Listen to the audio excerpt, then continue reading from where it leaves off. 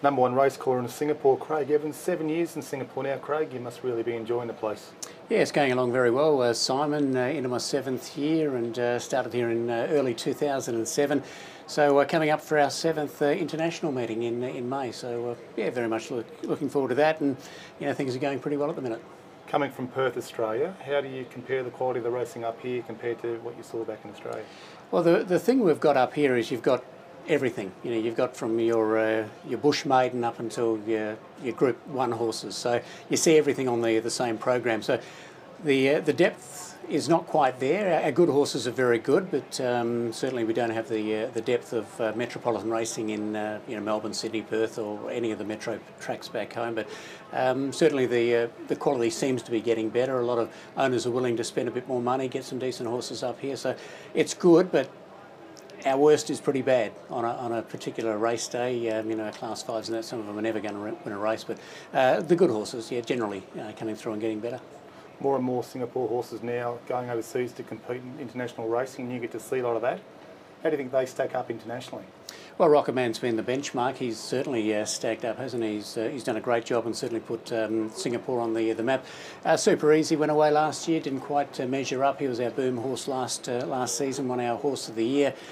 I think it's a lot to do with travelling. You need a really good horse and a really good traveller for a horse from Singapore to be able to compete.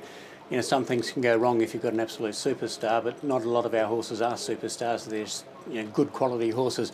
I think Rocket Man, is a superstar. You can classify him. He's just a great traveller, great trier, great horse. But to compete with the best in the world, you need a lot of things to go right for you coming from here. 7 years in the job now, you must have quite a few memorable moments. Can you isolate a couple of those? Well, a lot of them are the most recent ones, I guess. Rocket Man's been the highlight.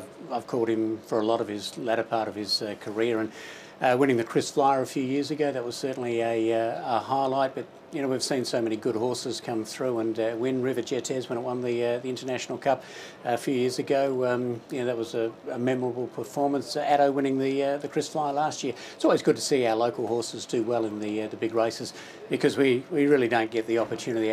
Our local horses don't compete in the Cup per se, the Singapore Airlines International Cup, but when they do win the sprint, it's always good to see. You've got the best seat in the house up here, perched high in the grandstand. You must have seen a few funny things in your time from up here. Anything spring to mind? Not a lot in racing. A lot of the funny things aren't particularly funny until you look back later on. We had one towards the end of last year. Stephen Baster was actually riding a horse and it was going to win, and it knuckled over and shot at a bird that was flying across, and birds fly across all the time, and most horses don't even look at it. And he was over its neck, and it got beat. And looking back, that was funny and quite a good effort for him to stay on. But at the time, it's not all that funny for punters who have done their money. You might have caught yourself in a lift one time and missed calling the races too, I believe. No, that wasn't me actually. That was my colleague Matt. It was one of those unlucky things. We've always got two callers here in Singapore, myself and Matt Jones. So if someone's sick or gets caught in the lift per se, you can rely on the other guy. But I was in Dubai at the time last year covering Rocket Man and our horses over there, and yeah, we had a lot of renovations going on here, and it was the first night that the new lift was in operation. But unfortunately it was not quite ready, obviously, because Matt was in there for about 3 or 4 races. We're fast approaching the biggest week on the Singapore calendar, International Week.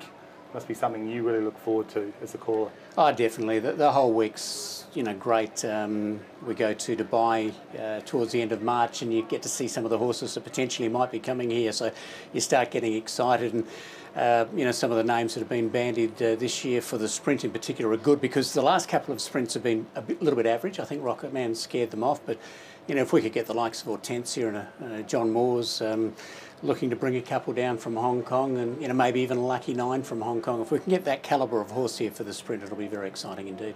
And looking ahead, a couple of horses that we might be able to keep an eye out for in the weeks moving forward.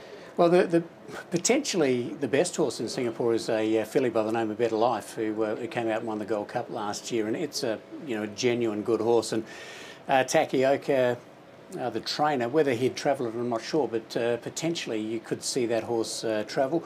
There's a lot of nice horses coming through. There was a horse called Zach Spirit that won a couple of weeks ago. I think it's probably a horse to follow.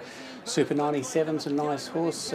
Super Easy's coming back. I think his next campaign will be good. And Mr. Big, they're looking to take to Dubai. He's a genuine good horse. Whether he's international, we'll find out when he goes to Dubai. But heaps of good horses coming through. I think that's the exciting thing. They don't always go on and turn into superstars, but at least there's a little bit of promise there for the owners.